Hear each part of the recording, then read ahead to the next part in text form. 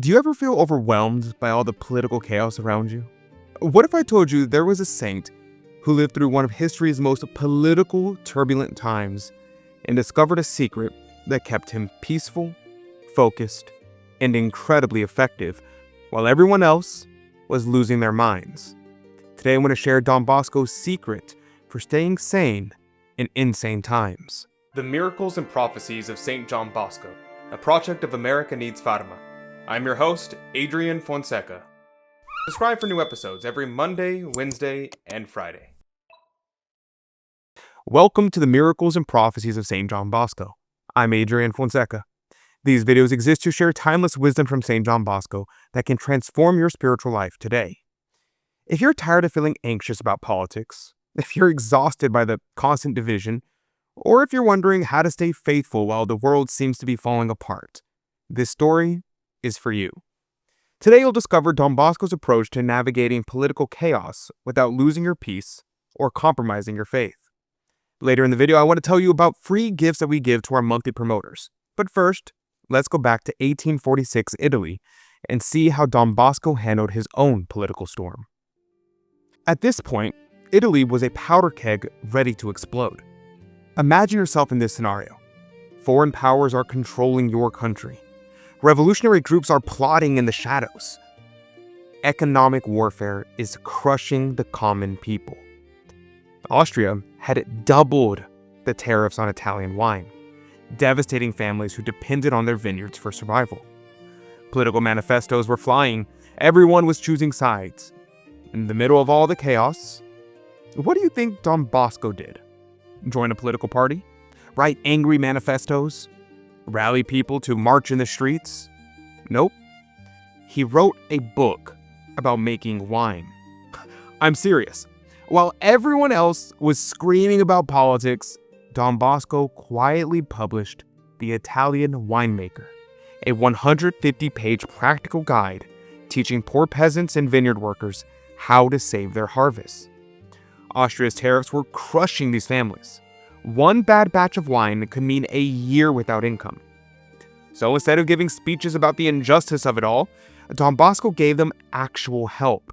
He taught them how to prevent wine from souring, how to keep it healthy, how to protect their livelihoods. In this book, after mentioning the cultivation of vines and the conditions of a good wine cellar, and the preparation of vats, barrels, and other wine vessels, Don Bosco taught all the different ways of producing wine and the proper time to decant it.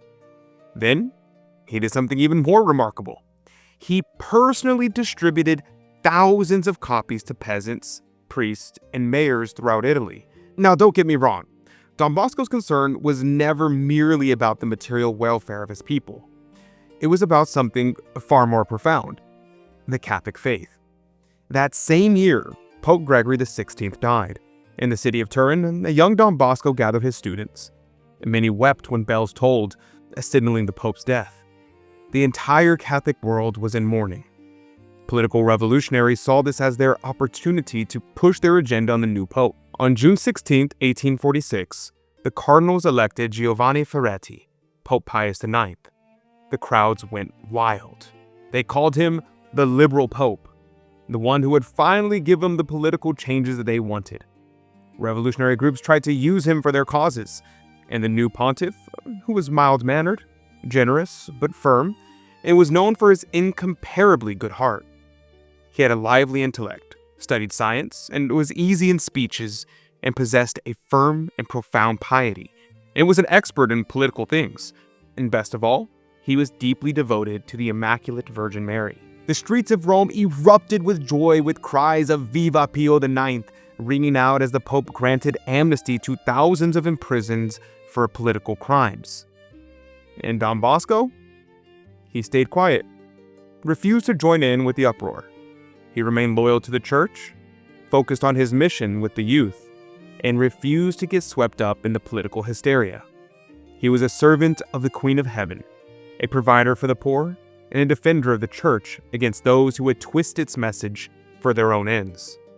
Grounded in Catholic principles from the time that he was a child, Don Bosco knew that in order to please God, not men, he had to maintain a certain distance from the shifting winds of politics Instead, he focused on a strong interior prayer life to keep the inner calm and confidence that was needed to serve as many young boys as he did. Here's what Don Bosco understood that most people miss. The best way to change the world is through faithful service to the people that God puts in front of you. He knew that Italy couldn't be saved by political movements, but only through divine providence, and each person doing their daily duty with excellence. While others were fighting about the future of Italy, Don Bosco was actually building it, one young person at a time, one practical solution at a time, one act of service at a time. He was aware of the evils of communism and the secret societies, and he knew that the best way to combat them was through prayer, penance, and living a good Catholic life. Don Bosco's wisdom about putting faith before politics is more relevant today than ever before. His example shows us that the most powerful way to change the world is through prayer and loyalty to the church. What if you could join a community that was dedicated to living out these timeless principles? Well, our monthly promoters don't just learn about Don Bosco, they live his legacy. Picture your home adorned with inspiring images, your mind enriched by his writings, and your spirit uplifted by prayers and masses. From daily rosaries to exclusive books, you'll have everything you need to walk in Don Bosco's footsteps. Imagine starting your day with his wisdom. All of our monthly promoters receive beautiful images of Saint John Bosco and Our Lady Help of Christians. His powerful books, including Roadmap to Heaven and Sacred History, plus daily mass and rosaries prayed specifically for you and your intentions. So click the link in the description box down below to become a monthly promoter today. Don Bosco's approach to navigating political turmoil offers us a roadmap for our own challenging times. While others were swept up in the political movements of his day, he remained focused on his true mission, loving God and loving neighbor. His secret was maintaining loyalty to the church, focusing on practical service to others, and cultivating a strong interior prayer life that gave him the peace and clarity that he needed to serve effectively.